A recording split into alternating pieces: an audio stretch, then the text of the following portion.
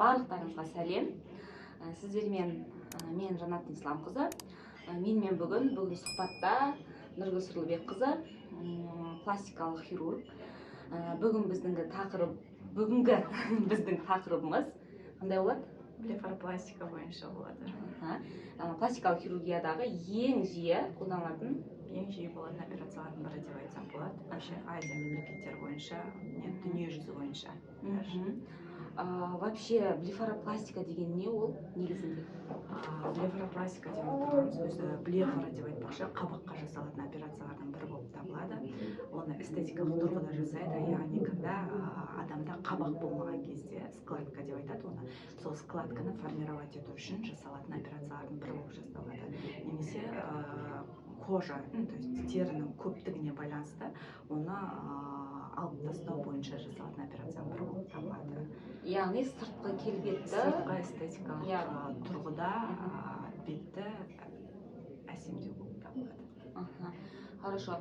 Мысалы, қалай айтсам екен, әр елдің несі бар, бет әлпеті әртүрлі. Мысалы айтайық, европеоидтар басқаша, монголоидтар басқаша деген сияқты. Соған қарай блефаропластика жасалынады ма, или бәріне подряд бірдей жасалынады? Жоқ, бәріне бірдей жасалмайды. Например, азиялық адамдарға, то есть біз сияқты адамдарға европеоидтар, Европаның дәрігерлері дұрыс операция жасау кішкене қиындау болады, яғни складканы формировать ету. Сондықтан оны осы Орта Азия, прям осы Азия мемлекеттері жақсы жасайды ондай операцияларды. Себебі европеоидты халықта өздерінің складкасы уже формированный, ол жерде ешнәрсе создавать етудің қажеті жоқ, ол жерде только кожаны алып, то есть сол складка бойынша жасайды. Получается, европеоидты адамдарға блефаропластика жасау оңайырақ. Оңайырақ, азиаттарға қиынырақ. Қиынырақ. Оның үстіне бізде не только кожамен проблемалар бар, но и жарықтармен, то есть жарық деп отырғанымыз грыжа деп аталады қазіргі адамдардың барлығы білетіндей. Ол грыжа өзіне, грыжа дегеніміз не, ол подушка, глазное яблоко подушка болып табылады астынан. И ол уақыт өте келе сыртқа қарай шығады. Кейбір адамдарда немесе ол жеткіліксіз болады, астына көбірек шығады, немесе үстінде жоқ болады, либо астында кішкене болғанымен бөлек-бөлек өзіне суды жинағандықтан эстетикалық тұрғыда кішкене өздеріне ыңғайсыз болып табылады. То есть оны тек адамдардың өздері ғана емес, оны сырт жағынан бағалайтын адамдар да өте көп, например, көзің ісіп кетіпті, көзіңнің асты ісіп кетіпті деп айтатын адамдар көп. Вот, сол бойынша да операция жасайды. Блефаропластика сол ішінде жарықты кетіру үшін жасалған ба? Операцияның өзінің бірнеше түрі бар. Соны айтайықшы. Негізі содан бастау керек. Операцияның түріне байланысты бұл әр адамда әртүрлі жасалады. То есть все-таки адамның көзі әркімде әртүрлі ғой. Бірдей көзді әркімде жасау қиын. Болады бір типті көздегі адамдар болады. Но бүкіл көз бірдей болып шығады деген сөз кішкене дұрыс емес деп айтсақ болады негізі. И, конечно, хирургтың өзінің қол өнеріне де байланысты бір жағынан қарап отырсақ. Блефаропластиканың жоғарғы блефаропластика бар, жоғарғы қабақтың, төменгі қабақтың блефаропластикасы бар, мына кірпіктің аймағынан кесінді жасалатын. И трансконъюнктивальды блефаропластика бар. Ол трансконъюнктивальды деп отырғанымыз өзі аты айтпақшы, конъюнктиваның жақтан жасалады. Төменгі қабақтың ішкі бетінен жасалады, глазное яблоканың.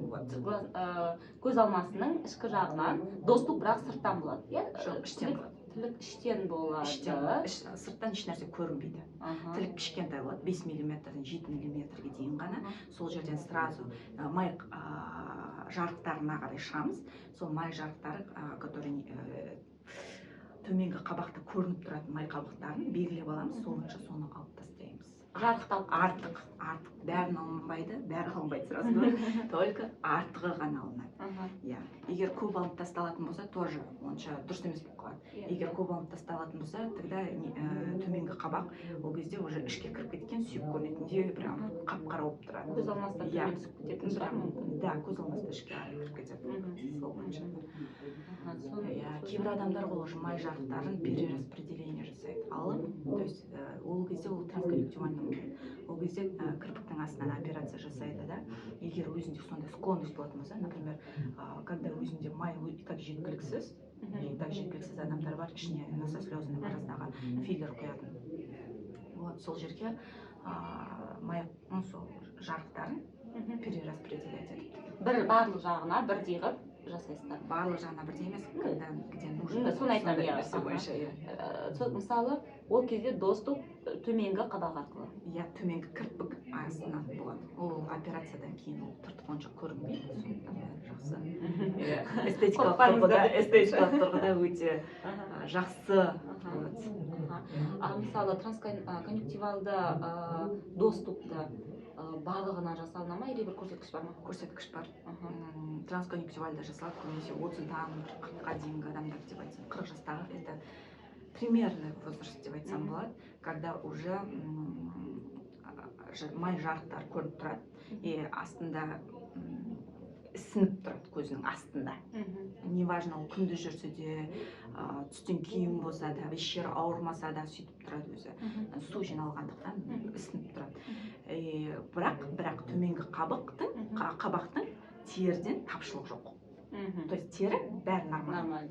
Көп тері жоқ. Сол кезде трансконъюнктивально жасайды. Бұл жерде уже төменгі блефаропластика тілікпен жасаудың қажеті жоқ. Тілікпен жасаймыз біз, когда теріні алғымыз келсе артық. Вот сол кезде тері тартылады бір жағынан. Өте эстетикалық тұрғыда жақсы нәтиже көреміз. Сразу нәтиже көрінетін операциялардың бірі болып табылады. Бұдан басқа блефаропластиканың тағы да түрлері бар ма? Жоғарғы блефаропластика. Жоқ, айтып жатырмын. Басқа, мысалы, азиатский деген түрлері жоқ па? Мысалы, европейді адамға азиатский қабақ жасап береді. Нет, операцияның түрісінде просто жасаған кезде басқаша жасалады. Әркімде әртүрлі. Даже азиялық адамдар, то есть как европейт сияқты жасауымызға болады. Егер ода складка жақсы формирована, егер өзіне ұнайтын болса складка, соған байланысты тоже. Соны айтып жатырмын, получается, азиаттарға жасауға болады европейт. Иә, оларға европейттік складка жасауға болады. Үлкен складка жасап қоюға болады. Эпикантопластика жасауға, бізде көбінесе эпикантус бар ғой, который внутренний угол глазын жауып тұратын, соны ашсақ болады. Прикинь, сіз айтқанда байқап тұрмын, сізде мысалы эпикантус бар екен. Сіз кішкене тартқан кезде уже көзіңіз басқаша болып қалды. Шын айтам? Офигеть. Хорошо. Қазір негізі блефаропластика өте танымды операциялардың бірі ғой. Көбісі жасатады уже. Қазір кім өзінің таныстарының арасында да блефаропластика жасаған адамдар табу оңай деп ойлаймын қазір негізі. Я, в принципе, былай қарап тұрсақ, негізінде мысалы айтайық, енді мен мысалы өзіме келген пациенттермен былай көп сөйлесем да, өзім білмеймін неге екенін такая да. Мысалы кейбір кезде байқап қалам, жақында операция болған кісілер болса, байқап қалам, что блефаропластика жасатқанын. Сосын сұраймын, сіз жасаттыңыз ба? Ну, в принципе, я көп кездестіремін, что блефаропластика жасатқан шынымен кісілер қазір көп. Ол қазір біздің қыз-келіншектердің түр әлпетіне қатты мән беріп жатқандығының белгісі шығар. Иә, ол только эстетикалық тұрғыда жас адамдарға ғана емес, но и жасы келген 50-ден асқан адамдарда көбінесе қабақтары уже түсіп кеткен, латеральный бұрыш көзінің түсіп кеткен кезде, ол глазная щель бар емес, көздің глазная щель сужается, когда түсіп кеткен кезде, соны ашу үшін жасалады. Глазная щель сужение болған кезде, когда и эпикантус бар, и взор тоже төмен болады, получается. Былай қарап тұратын болсақ, латеральный угол бізде анатомический балалардың кезінде болсын болса, миндалевидный болады, то есть жоғары көтеріліп тұрады, именно латеральный. И жас өскен сайын бізде қабақ түскендіктен үстін жабылады, иә? И сол кезде как домик сияқты тұрады. И все-таки көздің көру алаңын астында қысқартады, соған байланысты да жасайды. Ол кезде бірақ сіздер складка жасамайсыздар, получается, көтеріп бересіздер, иә, латеральный углда? Бәрі запросқа байланысты. Не жасаса бәрі пациенттің қалауына байланысты. Бәрі бірге шешіледі. Получается, сіздер, кстати, сол жерде сұрайыншы, мысалы, сізге пациент келді, сіздер бірінші консультация жүргізесіздер. Пациент не қалайды? Если, мысалы, былай ма, пациенттің қалаған барлық жасалына ма, или допустимо, недопустимо деген нәрсе болады ма? Допустимо, недопустимо всегда болады. Болады, конечно, иә. Егер пациент пен дәрігер бір-бірінің эстетикалық қалай шығатыны туралы бір мәлімдемеге келмейтін болса, тогда лучше ол операция жасалмайды, жасалмайды, конечно, потому что результат это всегда обговаривается. То есть, вот. Нәтиже всегда айтылады арада. Айтылады, қалай болатыны туралы. Мысалы осындай мысалы блефаропластикаға келген пациентпен консультация сіздерде платный жүреді ма? Мен білуім бойынша көбісінде бесплатный, на самом деле. Платная консультация это пока көрмедім. Может, біреулерінде платная консультация бар шығар. Значит, ол клиникаға байланысты, иә, жұмыс? Но на самом деле бесплатная консультация это, я думаю, поощрительно. Когда платная консультация болған кезде пациент білмейді, оны жасалды ма, жоқ па. Все-таки сондай нәрсе сияқты ғой. Пациент еще бір адамға емес, бірнеше адамға барады консультацияға. Иә, сол болмауы мүмкін, иә, шынымен де. Просто пластический хирург болған соң білесің ғой, ол кісі басқа біреуге де барады, онда сөзін тыңдайды, сондай сияқты ғой. Өзінің хирургын таппайынша бір сөзіндегі келмейінше солай болады өзі. Дұрыс. Мысалы, пациенттер көбінесе осы блефаропластикадан кейін қандай нәтиже алады? Қалай нәтиже алады деп айтсақ болады. В принципе, ол сұраққа бағана мысалы жауап беріп кеткен секілдіміз, эстетика жағынан ғана. Иә, эстетикалық тұрғыда. Блефаропластикада эстетический тұрғыда жасалған. Өзінің қалағандай результат всегда алады ма? Айту қиын. Не всегда получается, как все хотят. Потому что егер бәрі өзінің қалаған результатын алып тұрса, коррекция деген нәрсе болмайтын еді. Иә, соны айтамын, иә. Ол операция кезінде, мысалы, оперативный ход дейміз ғой, мысалы, операцияның барысында бірдеңелер өзгеруі мүмкін. Солай ғой? Ондай да бар. Иә. Когда біз складка формировать еткен кезде, бізде көзде екі мышца бар. Круговая мышца глаза, екіншісі это леватор. То есть көздің көтеріп жоғарғы қабағын көтеретін мышцасы деп айтсақ болады. И біз соның апоневрозына тігеміз қабақты. Апоневрозға тігеміз. Получается, сол көтеретін бұлшықетпен соған байланысты біз складка формировать етеміз. И кейбір адамдарда сол именно апоневроз қысқа болады. Получается, әркімнің анатомиялық особенностына байланысты. Мысалы, менің леваторым қалай тұр, соған қарай менің қабағым пайда болады. И қабақты қаншалықты үлкейтетіміз тоже глазной орбитаға да байланысты. Егер мына жағыңызда сүйек шығынға болатын болса, сізге үлкен қабақ істеу өкінішке орай мүмкін емес. Өйткені сіз одан көтеріп қоя алмайсың никак. Иә. И бір жағынан кейбір көзге байланысты кейбіреулерге азиаттық адамдарға слишком қабақты үлкейтетін болса, как этот ерсі көрінеді. Да, удивленные глаза сияқты болып тұрады. Удивленные глаза сияқты большой болып тұрады, округленный болып. Так что ондайда тоже дұрыс емес. Әркімде әртүрлі. Нәтиже получается біріншіден анатомиялық особенностіне байланысты адамның, және де дәрігер мен пациенттің арасындағы өзара нәтижеге келісіміне байланысты. Мысалы, нәтижесін бәрін айтып кеттік уже, иә. После операции деп айтайық, мысалы. После операции тыртық қалады ма? Мысалы, 3 түрі бар дедік, иә? Блефаропластиканың сол 3 түріне байланысты айтсақ. Трансконъюнктивальныйда тыртық болмайды. Қалмайды, оны айттыңыз. Болмайды, оны тікпейді де. Тігудің жағы çok тез жазылады. Ал төменгі блефаропластика мен жоғарғы блефаропластика кезінде тыртық болады. Но ондай прям қатты тыртық болмайды. Это эстетикалық тұрғыда 6 айдың ішінде өзі білінбей кетеді бәрібір. Тыртықтың негізі 3 түрі бар. Адам ретінде это обычный тыртық, который көрінбей кетеді. Екінші гипертрофияланған тыртық, үшіншісі это килоидный тыртық. Килоидный тыртық это когда тыртық до операция жасалған жарадан здоровый ткандарға өтіп кетіп бара жатқан кезінде үлкейіп, соны килоидный деп айтады. Бірақ операциядан кейін бұндай тыртықтар болуы өте сирек деп айтсақ болады, потому что оған предрасположенный адамдар деп айтсақ болады. Ол басында сразу білінеді, даже қышыған жердің өздерінде сондай нәрселер пайда бола бастайды.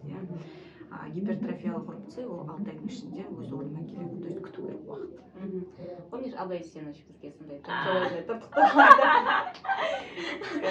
прям килоидный тыртық десе, сол кісі сразу есіме түседі. Қазір, кстати, килоидный тыртыққа байланысты кенал, гиперспан деген препараттар салынады. Егер сондай тыртыққа предрасположен болса, менде жұмыс істеуге болады.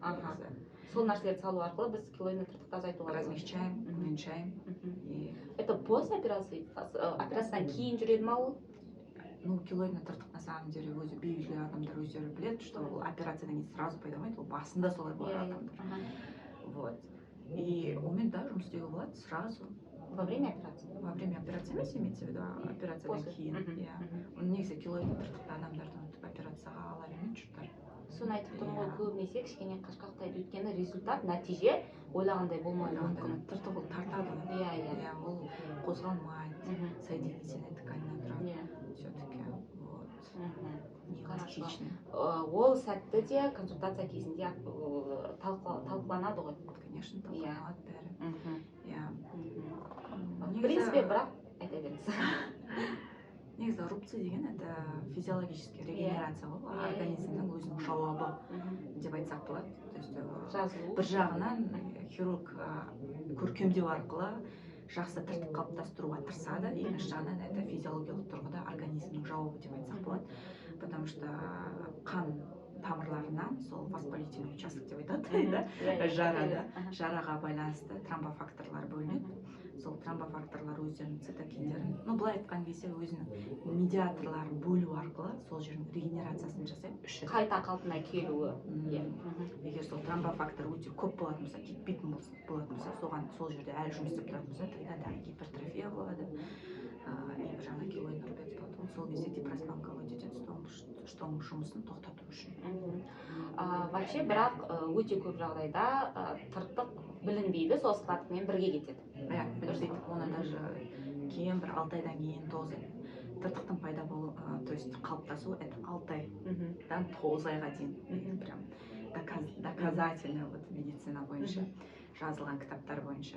Но 6 айдың ішінде уже білінбейді, уже жұрттар жасады ма, жасамады ма, уже байқалмай кетеді. Прям жақын барып көзіңізді ашып қарамаса только. Чертан деп па? Солай. Тем более көз аймағында дәл солай болады. Білінбейтін тыртық болады. Хорошо. Получается, уже қанша уақытта жазылады деген сұрақ менде мында тұр екен. Ол сұраққа жауап беріп кеттіңіз. Примерно 6-9 айдың арасында уже жазылады, иә? Жара жақсы жазылады, негізі 1 айдың ішінде тыртық пайда болады, жақсы. И 6 айдың ішінде ол тыртық қалыптасады. И ісіну тоже 4-ші айға полностью кетеді деп айтсақ болады. Ісіну кетеді 4-ші айда. 4 айға дейін көз ісініп жүреді. Подушка сияқты болып тұрады.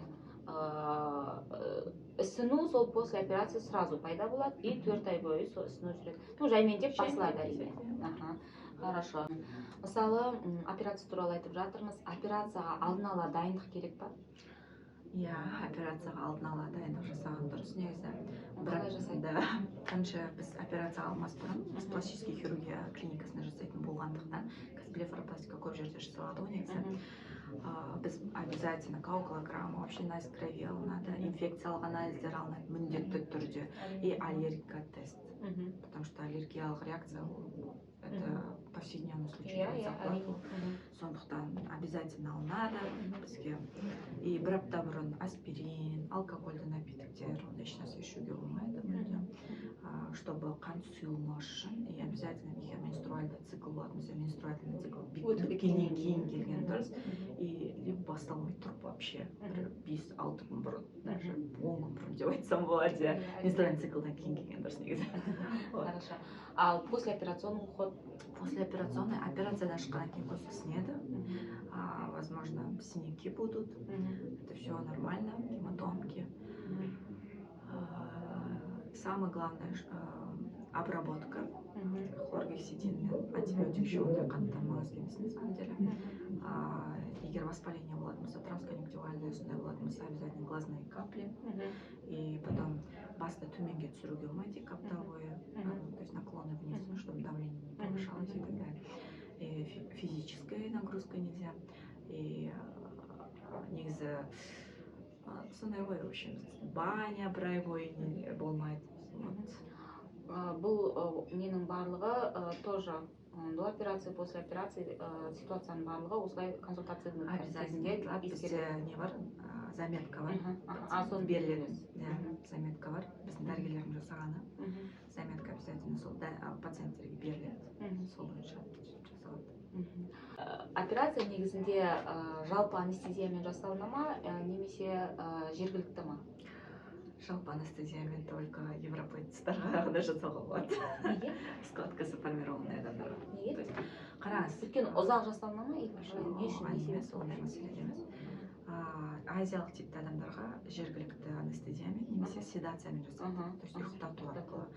То есть когда седация берілу тоқтаған кезде адам сразу оянады. Атын айтқан кезде оянады. Не үшін? Өйткені біз складка жасауымыз керек. Складка жасаған кезде адам көзін жоғары қарау керек. То есть қалай складка тұр? Складканың состоятельности. Нитканың состоятельности. Во время операции пациентті оятуың керек. Обязательно. Ояну керек, жоғары қарау керек. Это все маңызды. Онсыз мүмкін емес. А европейттарға не үшін? Европейт адамдарда складка формированный болса, кожасын алып не істейді? Керек емес. Ал вообще оларға да несін істеуге болады негізінде, иә? Жергілікті анестезиямен істеуге болады. Біз солай жасаймыз ол кісілерге де. В принципе, негізі жергілікті анестезиямен. Иә, ол мұндай қатты ауыратын операция емес, сондықтан жергілікті анестезиямен жасаған дұрыс все-таки. Общийді, получается, егер вдруг пациент жоқ, мен ештеңе сезгім келмейді десе, басқа операцияны қосып жасаған кезде ғана жасаймыз. Общийны айтып жасай бермейміз біз. Общий наркозбен көбінесе болмай Россияда жасайды, Европа жақтарда. Хорошо. Вообще азиаттарға не в коем, даже олар қалап тұрса да общиймен істей алмайсыздар, иә? Біз жасай алмаймыз. Өйткені бізге складка формировать ету керек. Егер біз басында складкасы бар адам болатын болса, ол жағында сөйлесіп қойған болатын болсақ, иә, болады общиймен жасауға. В принципе, былай да можно, значит. Это бәрі келісім арқылы болады пациентпен. Да, потому что складка жасағаннан кейін қарауымыз керек, соның барлығы. Жатқан кезде бәрі бір бөлек, тұрған кезде бәрі бір бөлек. Көзді ашып қимылдатқанда бір бөлек десеңізші. Иә. Әрине. Хорошо.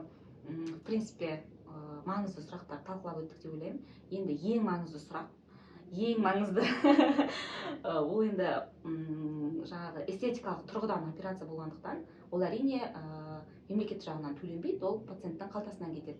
Сондықтан көбінде сондай сұрақ болады. Бірінші сұрақ, ол қанша теңге тұрады бұл операция? Сіз кімде жасатып жатсыз, соған байланысты. Егер сіз өте жақсы хирургта жасатып жатсаңыз, дәрежесі өте жоғары, біраз жасайтын, да, жоғары болады. А так пластический хирургтарда именно блефаропластика 200 мыңнан басталады. Неге 200 мыңнан басталады? Потому что это бірінші высокоспециализированный хирург, ответственный перед государством, который работает в специализированной клинике со специализированными препаратами. Ну, можно сказать, что более легально. Ну да, конечно, ответственность болады кейін. Дальше не болады деген сұраққа қиналмай, иә? Пациент уверенно. Табу қиын емес бұл кісілер. Хорошо, получается 200 мыңнан жоғары. Иә, 200 мың жоғары. Ол бөліне ма, мысалы, жоғары блефаропластика осындай тұрады примерно, төменгі блефаропластика осындай тұрады, трансконъюнктивальный осындай тұрады. Әркімде өзінің прайсы бар негізі. Әр хирургтың өзінің прайсы бар. Өзінің прайсы бар. Бұл жерде баға айту өте қиын. Мен просто средний бағаны айтып жатырмын. Бәрінде қазір басталатын баға. Получается, даже 400 мыңға жасайтындар бар. Это айту қиын. Кімде жасатады, соған байланысты. Өзінің, әр хирургтың өзінің қойған бағасы бар. Получается, оны білу үшін алдымен консультацияға жазылып, ол көбінесе тегін консультация мен түсінгенім, иә. Сонда хирургпен сөйлесе отырып, әрі қарай сосын бағаны определять етеді. Иә, барлығы соған байланысты. Біріншілікті болса, баға всегда бірдей болады бүкіл адамға. А егер екіншілікті болатын болса, это уже состояниеға байланысты. Қымбаттау болады. Өйткені операцияның барысы қиындау болатын шығар. Екіншілікті операцияда. Кім жасаған? Иә, соны айтамын. Кім жасаған? Ішінде не істегенін білмейсің. Ондай да бар. Әрине. Бізде бір рет сондай ситуация болған. Мен жасаған жоқпын ғой операция. Бізде өзіміздің хирургымыз жасады. Ішін ашқан кезде мышцаны табу қиын болды. Просто мышцаны табу қиын болды. Бірінің үстіне бірі прям. Бірінің үстіне бірін жабыстырып кеткен, да, получается. И в итоге Тапты, таптыңыздар ма? тапты. Біраз уақыт кетті, бірақ тапты. Получается, операция сложная болды, иә? Өте сложно. Мысалы, сондай моменттер пациентке ескертіліп кейіннен, мысалы айтайық, иә? Айтайық, сразу айтайық, даже нитевой блефаропластика болғанның өзінде, это уже вмешательство. Соны айтамын. Мен бірақ қарсымын деп әңгіме айтып жатқан жоқпын, сразу айтамын. Әркім өзінің таңдауы. Бірақ просто мен айтып жатқаным, что операция кезінде қалай болады деген сөзге жауап. Нитевой блефаропластика жасағанның өзінде ол жерде спайкалар пайда болады. Структура өзгереді. Это нормально нәрсе.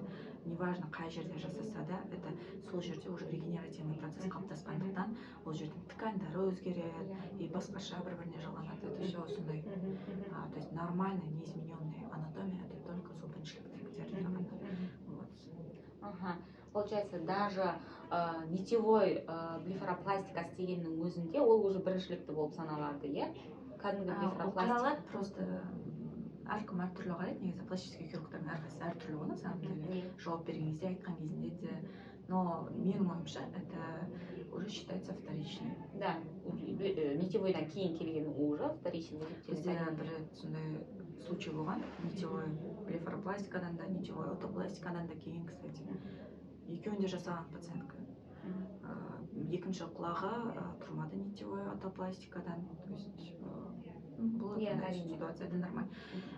И блефаропластиканы тағы келген соң сразу жасап тастайын деп шешті пациенткамыз. И жасаған кезде нитканы алып тастадық деп айтқан ғой енді бәрі.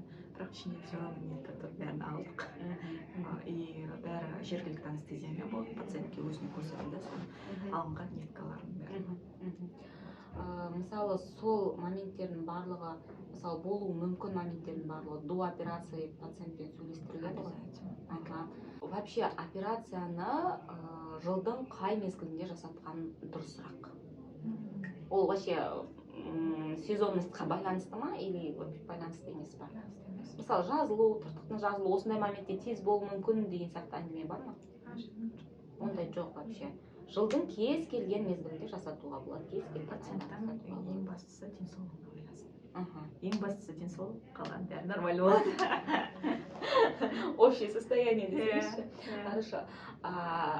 Еңбекке жарамсыздық жайында. Мысалы, операциядан кейін қанша уақыт пациент еңбекке жарамсыз болып табылады? Блефаропластика негізі еңбекке жарамсыз деп айта алмайды. Табылмайды. Егер только это соған байланысты зависящая работа болмаса, только көзді напрягать етеді. Мысалы айтайық, шұғар қарап, иә, мысалы айтайық, компьютермен жұмыс істейтін адам керек па оған?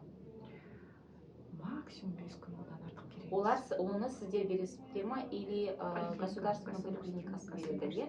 Сіздердің жолдамаларыңызбен. Пол жуатын кісілер мысалы, керек па еңбекке жарамсыз ол кісілерге? Иә, керек, потому что олар көбінесе еңкейеді. Иә, физический нагрузка көп, иә. Қанша уақытқа? Примерно 10 күнде. 10 күнде? Одан кейін болады уже еңкейе беруге, все. 10 күнде как раз шовтардың бәрі алынады. Кстати, я шовты қай уақытта аламыз? 7-ші күн аламыз, 6-ші күн. Сіздерге қайтып барады, иә, 7 күннен кейін? Негізі барлығы это все индивидуально. Опять же, и қандай шов салынды, соған да байланысты. Хорошо. В принципе, өте көп қойылатын сұрақтарды қамтып өткен сияқтымыз да? Надеюсь, деп. Так, сіздер үшін қатты тырыстық. Нұргүл Сұлубекқызы екеуміз көп сұрақтарыңызға былай айтқанда жауап алдыңыздар деген үміттеміз. Егер сұрақтарыңыз болса, қойылмай кеткен осы жерде осы видеоның астына жазып кетіңіздер.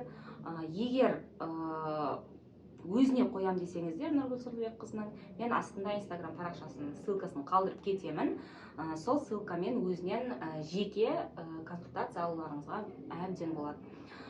Келесіде қандай дәрігермен кездескенді қалайсыздар, қандай сұрақтар қойғанды қалайсыздар ол дәрігерге, осының астында, видеоның астында комментарийға жазып кетсеңіздер болады. Сіздермен бірге болған Нұргүл Сұлубекқызы және де Жанат Исламқызы пайдалы ақпарат болды деген үміттеміз. Қош сау болыңыздар. Сау болыңыздар.